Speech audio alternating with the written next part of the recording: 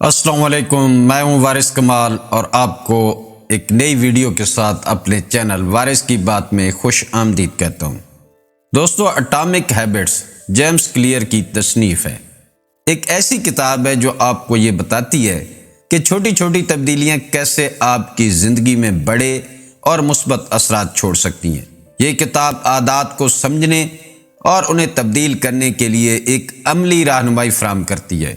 یہ کتاب زیادہ تر ضروری عادات، فیصلہ سازی کی حکمت عملیوں کا احاطہ کرتی ہے اور مسلسل بہتری اور ذاتی ترقی کے طریقے پیش کرتی ہے۔ آج کی ویڈیو میں اس کتاب سے 7 کوٹس پیش کروں گا جن کو سن کر آپ کو اپنی عادت کی اہمیت اور ان کو بدلنے کے بارے میں ایک پرجوش موٹیویشن حاصل ہوگی۔ تو دوستو، چلتے ہیں پہلے کال کی طرف۔ نمبر 1، ہم وہی ہیں جو ہم بار بار کرتے ہیں۔ برتری ایک عمل نہیں ہے بلکہ ایک عادت ہے۔ یہ مشہور قول ہمیں یہ بتاتا ہے کہ ہماری زندگی میں روزمرہ کی عادات کا بہت بڑا اثر ہے۔ ہم جو کچھ کرتے ہیں، بار بار کرتے ہیں، وہی ہماری شخصیت بن جاتی ہے۔ اچھے یا برے اعمال ایک بار کرنے سے کوئی خاص فرق نہیں پڑتا، لیکن اگر ہم کسی خاص طریقے سے بار بار عمل کرتے ہیں تو وہ ہماری عادت بن جاتی ہے، اور یہی عادات ہماری شناخت کا تعین کرتی ہیں۔ اس لیے برتری کوئی ایک بڑے کام سے حاصل نہیں ہوتی بلکہ روزمرہ کے وہ چھوٹی چھوٹی عادات سے حاصل ہوتی ہے جو ہم مستقل مزاجی سے اپناتے ہیں۔ اگر ہم مسلسل بہتر کام کرنے کی کوشش کریں اور اسے اپنی عادت بنا لیں تو ہم خود بخود برتری کی طرف گامزن ہو جاتے ہیں۔ نمبر 2، چھوٹی تبدیلیوں کی طاقت کو کم نہ سمجھیں۔ وقت کے ساتھ ساتھ چھوٹی تبدیلیاں قابل ذکر نتائج میں شامل ہوتی ہیں۔ یہ قول ہمیں چھوٹی تبدیلیوں کی اہمیت کا احساس دلاتا ہے۔ اکثر ہم بڑے اور تیز نتائج کی تلاش میں چھوٹی تبدیلیوں کو نظر انداز کر دیتے ہیں، لیکن یہ قول ہمیں یہ بتاتا ہے کہ چھوٹی تبدیلیاں جب وقت کے ساتھ ساتھ مسلسل کی جائیں تو ان کے حیرت انگیز نتائج برآمد ہوتے ہیں۔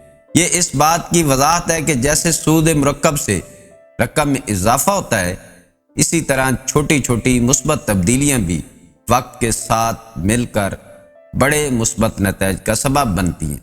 مثال کے طور پر، اگر ہم ہر روز صرف 10 منٹ کی اضافی ورزش کرتے ہیں تو یہ ایک چھوٹی سی تبدیلی لگ سکتی ہے، لیکن ایک سال میں 3650 منٹ بنتے ہیں، جو تقریباً 61 آورز بنتے ہیں۔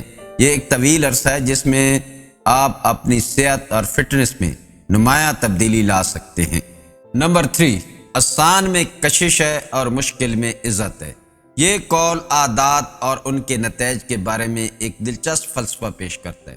یہاں آسان سے مراد وہ عادات ہیں جو کرنے میں آسان محسوس ہوتی ہیں، کم محنت طلب ہوتی ہیں۔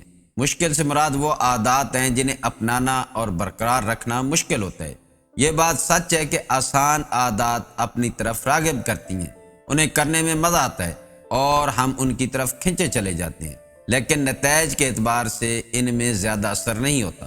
لیکن اس کے برعکس، مشکل عادات جنہیں سیکھنا اور برقرار رکھنا مشکل ہوتا ہے، وہ نتائج کے اعتبار سے بہت زیادہ فائدہ مند ہوتی ہیں۔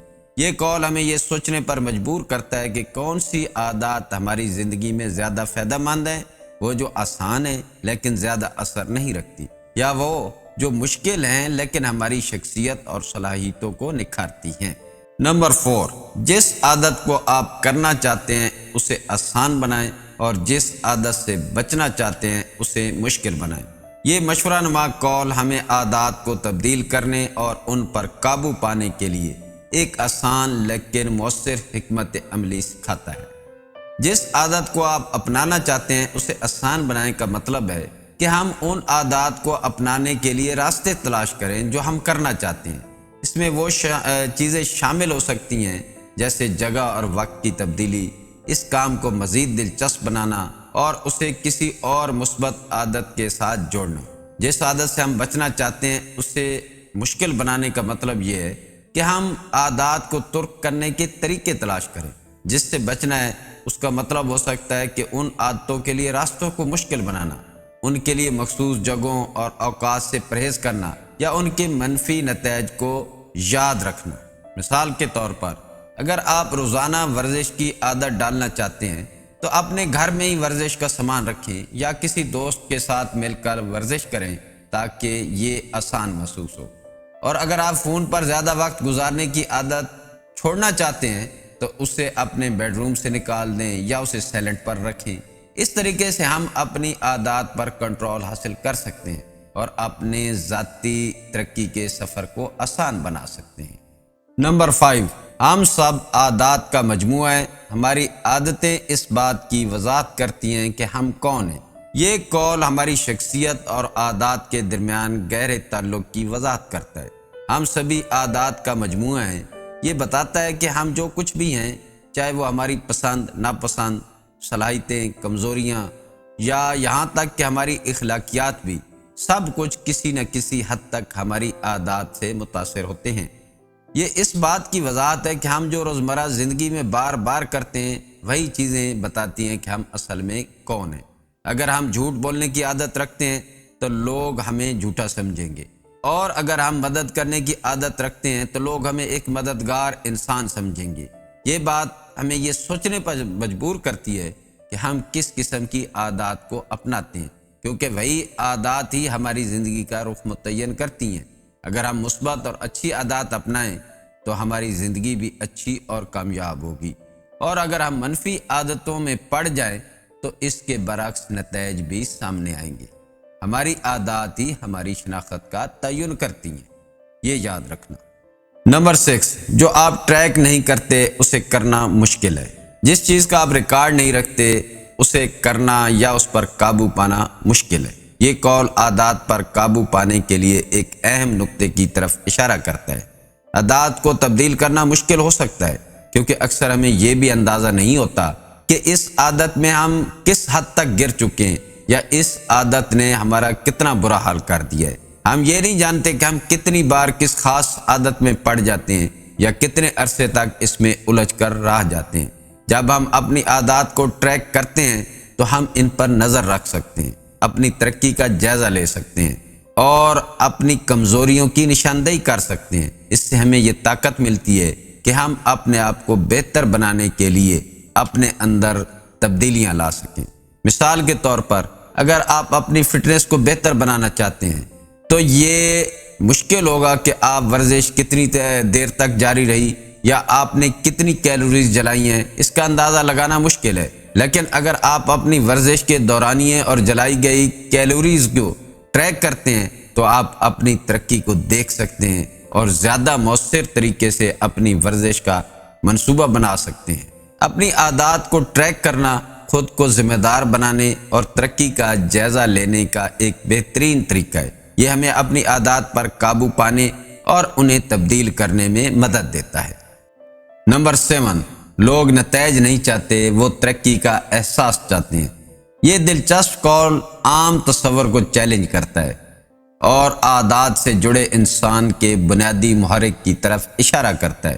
لوگوں کو نتائج نہیں چاہیے، اس سے یہ مراد نہیں کہ لوگ نتائج کی بالکل پرواہ نہیں کرتے، لیکن یہ پہلی ترجیح نہیں ہوتی۔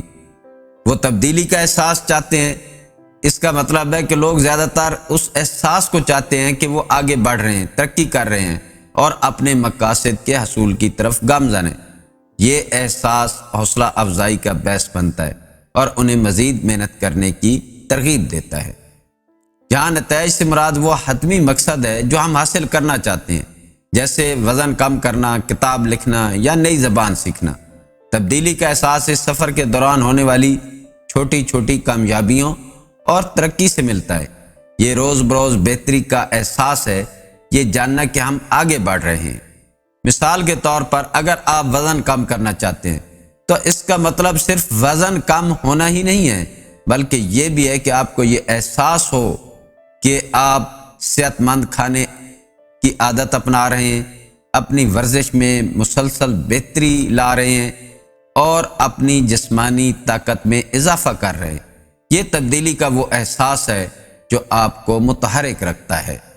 یہ بات ہمیں یہ یاد دلاتی ہے کہ ہم عادات کو تبدیل کرنے کی کوشش کرتے ہیں تو چھوٹی چھوٹی کامیابیوں کا جشن منانا اور ترقی کا احساس برقرار رکھنا ضروری ہے۔ یہ ہمیں طویل مدت تک اس سفر پر قائم رہنے میں مدد دے گا۔ دوستو یہ تھے اٹامک ہیبٹ سے منتخب 7 کال۔